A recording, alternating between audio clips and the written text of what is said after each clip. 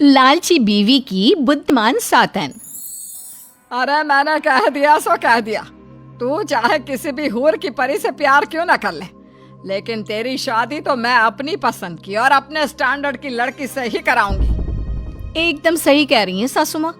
देवर जी, हम ठहरे इतने बड़े राजघराने के खानदानी लोग, और आप जिस लड़की से शादी करना चाहते हैं वो ठहरी इतनी लो क्लास। ना ना ना ना। लेकिन आप लोग एक बार उसकी तस्वीर तो देखिए, उससे मिलिए तो। कसम से वो बहुत गुणी और अच्छी लड़की है माँ, वो आपको जरूर पसंद आएगी। नकुल, शंकरी जी ने कह दिया ना एक बार, तुम्हारे लिए हमने रिश्ता तय कर दिया है। टेक्सटाइल बिजनेस कंपनी के मालिक खन्ना की बेटी डॉली के साथ तुम्हारी शादी होगी, और इस शादी से हमारे कारोबार को भी तरक्की मिलेगी जब हम और खन्ना ग्रुप ऑफ कंपनीज एक साथ हाथ मिलाएंगे। बेचारा नकुल चुपचाप बिना कुछ कहे अपनी गर्दन नीचे झुका लेता है। ये कहानी है नकुल की, जो ईशा नाम की एक लड़की से प्यार करता है। नकुल एक अमीर घराने का लड़का होता है और ईशा एक मिडिल क्लास परिवार की लड़की। अब नकुल की माँ शंकरी ईशा को बिना देखे और बिना मिले ही उसे अपनी बहू ना बनाने की जिद पर अड़ जाती है। जब उसे ये पता चलता है कि ईशा एक मिडिल क्लास फैमिली से है, नकुल के पापा ब्रिजेश, बड़े भाई पीयूष और भाभी चांदनी, सभी को नकुल की शादी एक अच्छे और स्टैंडर्ड लड़की से करानी होती है। अब मैं क्या करूं? ना चाहते हुए भी मुझे ये करना ही होगा ईशा। मैं अपने परिवार के खिलाफ नहीं जा सकता। I hope you understand. हाँ नकुल, मैं तुम्हारी दुविधा और उलझन को समझ सकती हूँ। तुम अपनी जगह बिल्कुल सही हो। मैं भी तुम्हारी जगह होती तो शायद यही सोचती। किस्मत के हाथों मजबूर होकर नकुल और ईशा को अलग होना पड़ता है, और नकुल को परिवार के दबाव में आकर डॉली से शादी करनी पड़ती है। शादी के अगले दिन। गुड मॉर्निंग नकुल, ये लो तुम्हारे लिए ब्रेकफास्ट लाई हूँ, खास करके ये मूली के पराठे, 2 टिक्की मक्खन मार के, और ये वाटरमेलन जूस। तुम्हें बहुत पसंद है ना, सासू माँ ने बताया। वाह वाह वाह वाह, गुड गुड। मुझे भी ना बहुत जोरों की भूख लगी थी। अच्छा किया जो तुम ये सब लेकर आ गई। Thank you. You are most welcome Nakul. अच्छा सुनो ना, मुझे ना कुछ शॉपिंग करनी है और अब मैं तुम्हारी बीवी हूँ तो तुम्हारा क्रेडिट कार्ड मेरा ही हुआ। क्रेडिट कार्ड दोगी प्लीज? क्योंकि उस पर तो मेरा ही हक है। क्यों? हाँ, ले लो ले लो। नकुल सारा खाना जल्दी से सफाचट करने लगता है, और डॉली नकुल के क्रेडिट कार्ड को लेती है और खुश होकर मन ही मन कहती है, किसी ने सच ही कहा है कि आदमियों को अपने वश में करने का सबसे बेस्ट तरीका उनके पेट से गुजरता है। खाना अच्छा तो ये पागल हो जाते हैं। अब तो बस क्रेडिट कार्ड लिया है माय डियर पतिदेव, आगे आगे देखो मैं क्या क्या लेती हूँ। रात में जब नकुल अपना बैंक बैलेंस देखता है तो उसका अकाउंट पूरा खाली होता है। हैं? ये क्या? मेरे बैंक अकाउंट में 1 रुपया तक नहीं है। डॉली, ये क्या किया तुमने? हाँ, क्या किया मतलब? किसी का मर्डर थोड़ी ना करके आई हूँ, बस पैसे ही तो खत्म करके आई हूँ। अब तुमसे पैसे नहीं मांगूंगी तो क्या गले के कुत्ते से मांगूंगी? परसों मेरी बेस्टी मोनिका की वेडिंग रिसेप्शन पार्टी है, उसके लिए मैं एक डायमंड का सेट लेने का सोच रही हूँ। प्लीज कल ना मुझे 2 लाख रुपए दे देना, ओके? इतना कहते ही डॉली कंबल ओढ़ती है और बत्ती बुझाकर सो जाती है। वहीं बेचारा नकुल। बहुत ही डेंजर दलदल में फंसा दिया माँ पापा ने मुझे।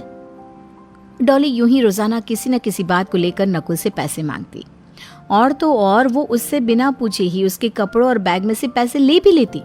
उसका लालच खत्म ही नहीं हो रहा था। नकुल तो क्या, ये लालची बीवी अपने ससुराल वालों तक को नहीं छोड़ रही थी। वाह जी वाह, बहुत ही सुंदर रानी हार है। अब ये मैं भेजूंगी अपनी बेटी भावना के घर। अभी 2 साल पहले ही उसकी शादी हुई है, उसकी देवरानी का जन्मदिन है। अब मेरी बेटी का भी तो कोई स्टैंडर्ड है ना भाई साहब, इसलिए ये मैं उसे भेज रही हूँ। अच्छा सासू माँ, बेटी को इतना प्यार, अरे बहू को क्या फूटी कोड़ी वाला प्यार? मेरे लिए भी एक रानी हार बनवा दीजिए, मुझे और कुछ नहीं पता। ठीक है बेटा, कल ही ज्वेलरी शॉप में जाकर बनवा देंगे बस।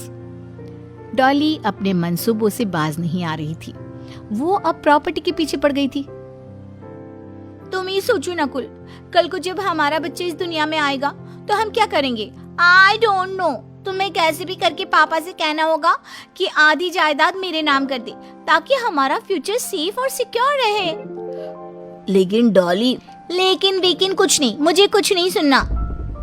नकुल अब डॉली के लालची व्यवहार से परेशान हो जाता है और वो घर से बाहर निकलकर रात के समय बस यूं ही टहल रहा होता है एक नदी के किनारे।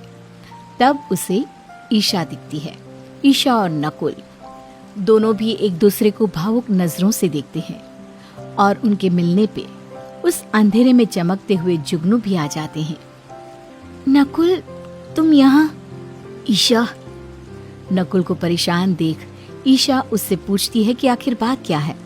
तब नकुल उसे डॉली के व्यवहार के बारे में सब कुछ बता देता है और ये जानने के बाद ईशा कहती है, ओह, आई फील सो बैड। हमने अलग होकर बहुत बड़ी गलती कर दी नकुल। हमें हमारे प्यार के लिए लड़ना चाहिए था। देखो तो, तुम क्या से क्या हो गए, मैं क्या से क्या हो गई। न जाने इन दूरियों के समय में हम दोनों के अंदर क्या क्या नहीं टूटा होगा। लेकिन अब नहीं, अब मैं उस डॉली को तुम्हें और तुम्हारे फैमिली को लूटने से रोक कर ही रहूंगी। Thank you Isha. लेकिन इस वक्त मुझे ये समझ में नहीं आ रहा कि डॉली एक अमीर परिवार की बेटी होने के बावजूद भी इतनी लालची कैसे। खैर, ये सब हम बाद में सोचेंगे। लेकिन पहले मेरे पास एक प्लान है। उसके लिए हमें पहले शादी करनी होगी, वो भी मंदिर में। मुझे कोई एतराज नहीं है ईशा, मैं तुमसे ही सच्चा प्यार करता हूँ। ईशा और नकुल दोनों भी मंदिर में जाकर शादी करते हैं और प्लान बनाते हैं जिसमें नकुल ईशा को अपने घर ले आता है। अरे ये कौन है? कहीं ये वही तो नहीं जिससे तू प्यार करता था? नहीं माँ, ये नुपुर है। ये मेरे दोस्त की मंगेतर है। कुछ दिन यहीं रुकेगी जब तक वो नहीं आ जाता। ठीक है, कोई इश्यू नहीं है। हाँ, सब कोई बात नहीं, आ जाओ। इसे अपना ही घर समझो बेटा। अब ये कौन सा नया एंटिक पीस है? अब ईशा घर में नूपुर बन के रहने लगी और वो एक बार डॉली को किसी से फोन करते हुए सुन लेती है। हाँ, मेरे ससुराल वालों को तो खबर भी नहीं कि मैं ज्वेलर की बेटी हूँ। हमारी खन्ना ग्रुप ऑफ कंपनीज झोल पे टिकी हुई है और हम फ्रॉड करके पैसा कमाते हैं। अब मैं वही फॉर्मूला इस नकुल पे आजमाऊंगी और इसे पूरी तरह कंगाल करके ही दम लूंगी। अच्छा, तो ये माजरा है, अब समझी। ईशा ये बात जाकर नकुल को बताती है और फिर अब तो इस लालची औरत को इस तरह एक्सपोज करेंगे कि ये अगले 7 जन्मों तक याद रखेगी। ईशा अपना खुराफाती दिमाग चलाती है और वो डॉली के आईने पे लाल रंग से लिखती है, नकुल को छोड़ दो, बर्बाद हो जाओगी, लालच बुरी बला है। हैं? ये क्या है? ये किसने लिखा है?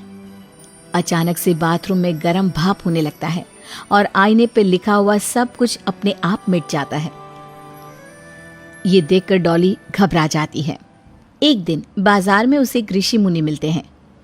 पुत्री, तुमने जिस लड़के से शादी की है उसकी नौकरी जल्द ही छूटने वाली है और उससे जो भी शादी करेगी वो खुद भी बर्बाद हो जाएगी, गरीब हो जाएगी। अरे बाप रे, ये आप क्या कह रहे हो बाबा?